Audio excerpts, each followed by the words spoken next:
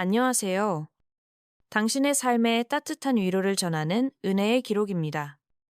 오늘 저희에게 도착한 사연은 40년 넘게 한자리를 지켜온 한 권사님의 아픈 이야기입니다. 평생을 믿음의 본으로 살아왔지만 가장 믿었던 사람에게서 모든 것을 잃어버린 분의 고백입니다. 지금부터 이분의 목소리에 귀 기울여 주시기 바랍니다. 저는 올해 62살, 남편과 함께 40년 넘게 한 교회를 섬겨온 박권사입니다. 제 이름 석자보다 김장로님 사모 혹은 박권사로 불린 세월이 훨씬 더 깁니다. 20살, 꽃다운 나이에 중매로 남편을 만났습니다. 그는 저보다 5살이 많았고 크고 단단한 손만큼이나 믿음직스러운 사람이었습니다. 신앙 안에서 가정을 꾸리고 싶었던 저는 그의 강직하고 과묵한 성품에 이끌려 결혼을 결심했습니다. 아무 연고도 없는 이 낯선 도시에 터를 잡았을 때 제게는 오직 교회와 남편뿐이었습니다. 남편은 젊은 시절부터 신실했습니다.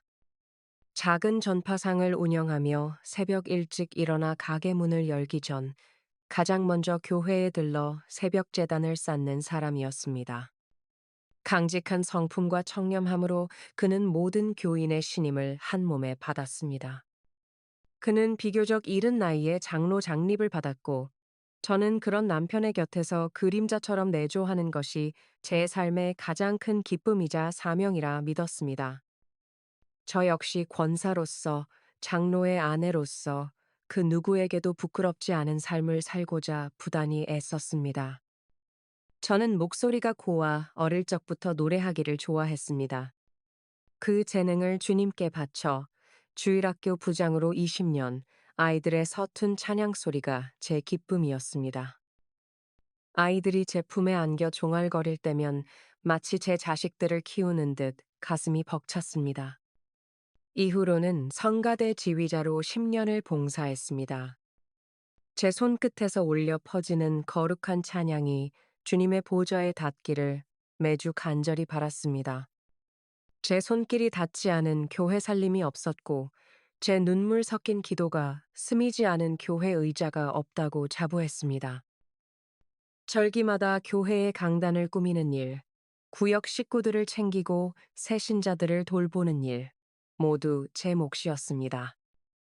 사람들은 저희 부부를 교회의 기둥, 믿음의 본이라 불렀습니다.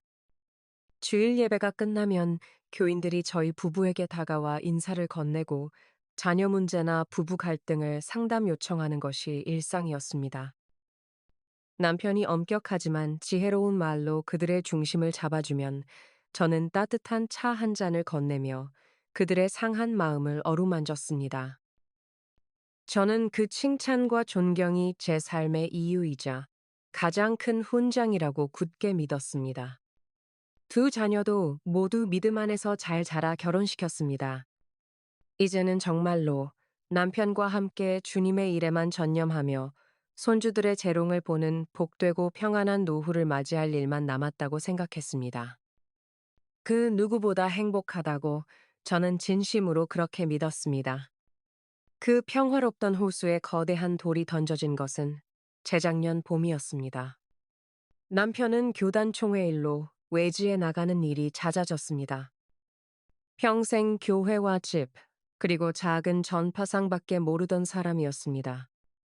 그런 그가 부쩍 신학 세미나다, 선교 연수다 하며 밖으로 도는 시간이 눈에 띄게 길어졌습니다. 처음에는 연세도 있으신데 저렇게까지 주님의 일에 열심이신가 안쓰럽고 존경스러운 마음이 컸습니다.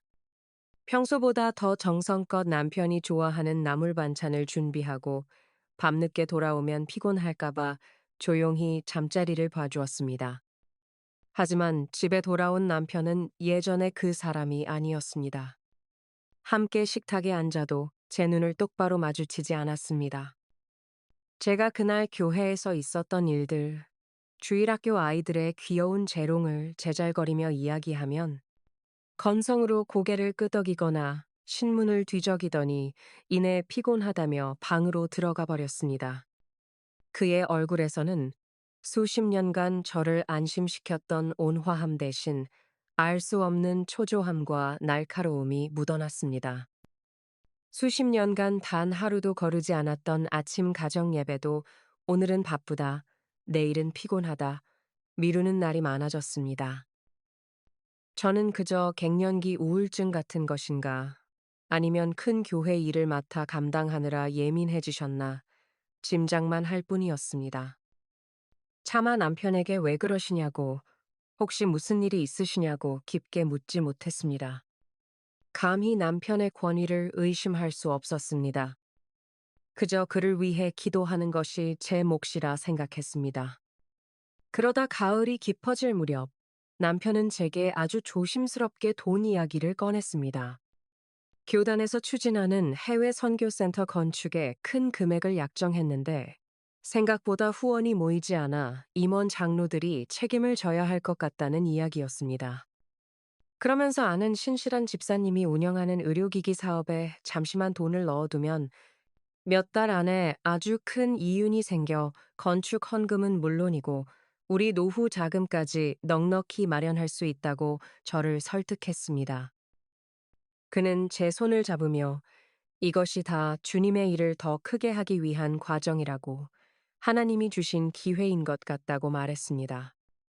평생을 정직하고 청렴하게 살아온 남편이었습니다.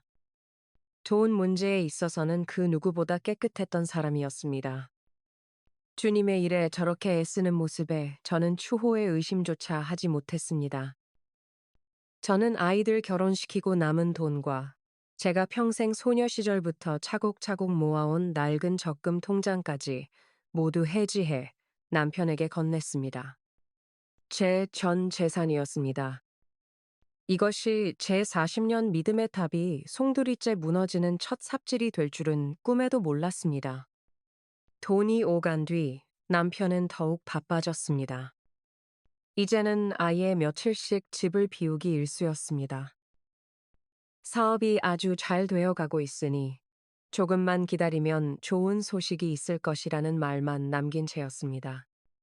저는 그 말을 믿고 선교센터가 세워질 모습을 상상하며 매일 밤 감사 기도를 드렸습니다. 그러던 어느 차가운 겨울날, 교회로 낯선 남자들이 찾아왔습니다. 주일 예배가 막 끝난 뒤 교인들과 인사를 나누던 저의 앞을 막아섰습니다. 그들은 담임 목사님을 찾았고 이내 교회 사무실은 아수라장이 되었습니다. 남편이 저의 남편 김 장로가 교회 건축기금 일부와 교인 여럿에게 빌린 돈을 가지고 사라졌다는 것이었습니다. 제가 그에게 준 돈은 물론 교회의 공금까지 수억 원에 달하는 금액이었습니다. 남편이 말한 선교센터 건축도 안전하다던 투자 사업도 모두 거짓이었습니다. 그리고 더 잔인한 사실이 드러났습니다. 그는 그 모든 돈을 가지고 함께 세미나에서 만났다는 한 젊은 여자와 함께 종적을 감췄습니다. 그 여자는 남편보다 20살도 더 어린 이혼 경력이 있는 여자라고 했습니다. 하늘이 무너진다는 것이, 땅이 꺼진다는 것이 이런 것일까요? 저는 그 자리에 주저앉아 소리조차 내지 못했습니다. 40년이었습니다. 제 20살 청춘부터 60이 넘은 지금까지 제 인생 전부를 바친 교회와 남편이었습니다. 남편이 사라진 뒤 모든 비난의 화살은 저에게로 돌아왔습니다. 교인들은 저를 볼 때마다 뒤에서 수군거렸습니다. 사모라는 사람이 그것도 몰랐느냐. 분명 박 권사도 알고 있었을 것이다. 어떻게 우리 피 같은 헌금을 가지고 도망갈 수 있느냐. 평생을 저를 따르던 구역 식구들은 저를 벌레 보듯 피했습니다. 저는 하루아침에 존경받는 권사에서 남편과 공모한 사기꾼의 아내가 되었습니다. 빚쟁이들이 매일같이 집으로 찾아와 문을 두드리고 고함을 질렀습니다.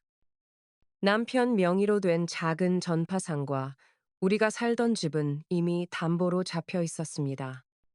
저는 결국 평생을 살아온 아이들의 웃음소리가 깃든 그 집을 내놓고 쫓기듯 이사를 나와야 했습니다. 저는 더 이상 그 교회에 나갈 수 없었습니다. 저를 보며 안타까워하는 동정의 시선도, 저를 향해 날아오는 비난의 시선도 그 무엇 하나 견딜 수가 없었습니다. 저는 지금 볕도 잘 들지 않는 낡은 상가 건물의 작은 월세방에서 홀로 지내고 있습니다. 자식들에게는 차마 이 사실을 모두 알리지 못해 그저 남편과 잠시 떨어져 기도원에 와 있다고 거짓말을 했습니다. 40년간 단 하루도 빠지지 않고 지켜온 새벽 기도도 손에서 놓지 않았던 성경책도 이제는 다 멈췄습니다. 아무것도 할 수가 없습니다.